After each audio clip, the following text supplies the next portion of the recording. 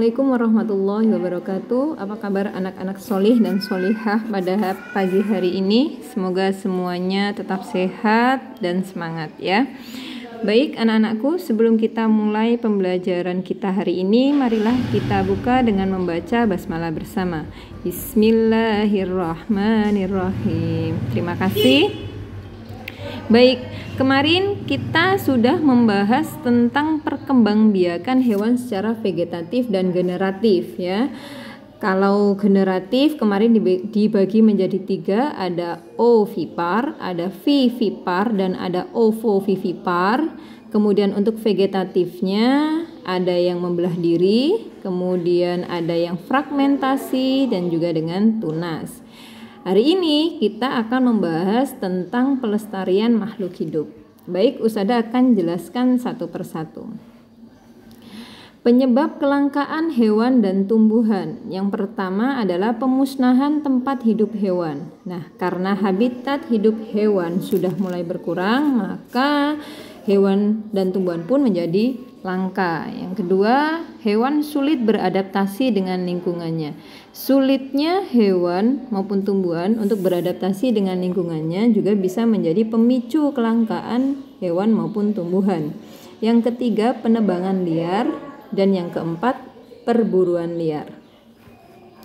Nah, pelestarian makhluk hidup itu dibagi menjadi 2. Ada pelestarian ex situ, yang kedua ada pelestarian in situ. Pelestarian ex situ itu adalah pelestarian makhluk hidup di luar habitat aslinya. Sedangkan pelestarian in situ yaitu pelestarian makhluk hidup di dalam habitat aslinya. Cara konservasi. Nah, di sini masing-masing jenis pelestarian itu ada cara konservasinya, cara perlindungannya masing-masing. Untuk pelestarian ex situ, cara konservasinya yaitu mendirikan kebun binatang, kemudian ada penangkaran untuk hewan maupun tumbuhan, ada kebun botani maupun taman safari. Kemudian cara konservasi untuk pelestarian in situ yaitu mendirikan cagar alam, suaka marga satwa, taman nasional maupun hutan lindung. Usaha yang bisa dilakukan untuk menjaga kelestarian hewan maupun tumbuhan, salah satunya yaitu ada pembuatan cagar alam, suaka marga satwa ataupun taman nasional. Nah, cagar alam sendiri yaitu suatu tempat perlindungan dan pelestarian hewan, tumbuhan, tanah maupun air. Di sini ada contohnya yaitu cagar alam Ujung Kulon yang berada di Banten untuk melindungi badak bercula 1. Sedangkan cagar alam Gunung Leuser yang berada di Aceh itu untuk melindungi gajah Sumatera maupun harimau.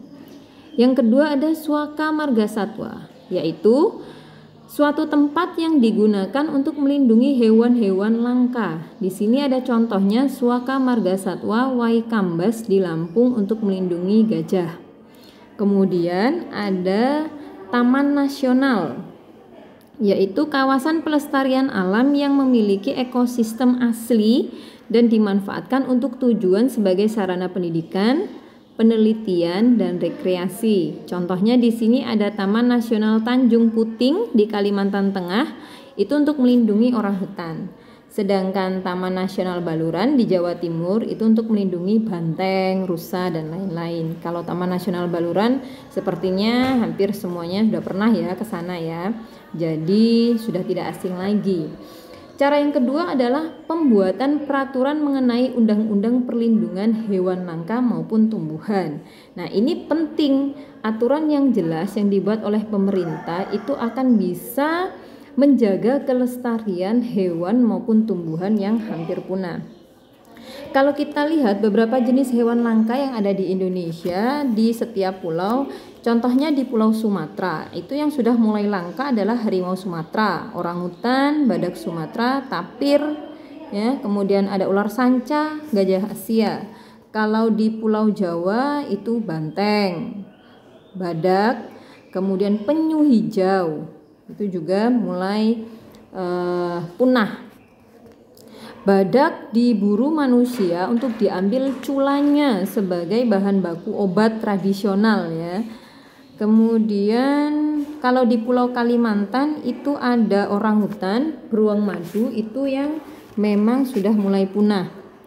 Pulau Sulawesi ada hewan anoa, babi rusa, rangkong, dan burung maleo. Anoa merupakan mamalia terbesar dan endemik yang hidup di daratan Pulau Sulawesi dan Pulau Buton. Nah, kemudian di Papua sendiri ada burung cendrawasih, kemudian kasuari, kanguru pohon, dan buaya irian. Itu semua adalah hewan khas ya dari Pulau Papua. Kemudian di Pulau Komodo itu satu-satunya hewan prasejarah ya yang masih hidup yang bisa kita lihat itu ada komodo.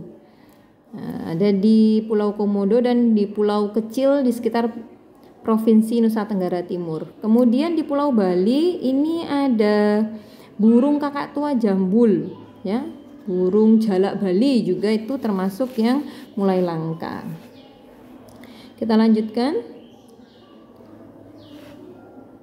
Baik. Itu saja yang bisa Ustazah sampaikan untuk pelestarian makhluk hidup.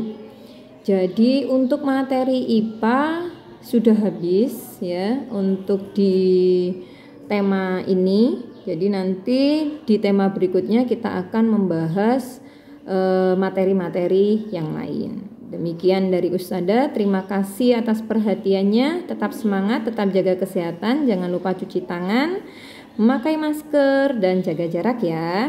Terima kasih, Ustazah akhiri. Wassalamualaikum warahmatullahi wabarakatuh.